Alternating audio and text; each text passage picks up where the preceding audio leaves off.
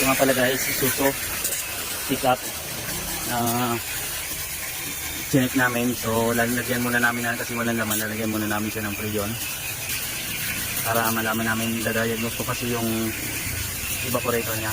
So kailangan tumulo kasi duda ko dun yung leak niya sa evaporator. So kailangan palitan na evaporator. Pero kakargahan ko muna siya ng ano. Nilinis ko na rin ang condenser nito. Pinargahan ko na siya ng preyon para lang ano. Sige dyan, patay. Kargahan ko lang siya ng preyon. So ayan. Start na lang ulit.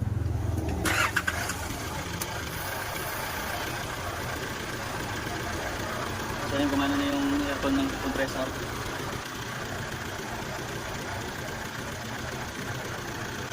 Kargahan ko lang naman.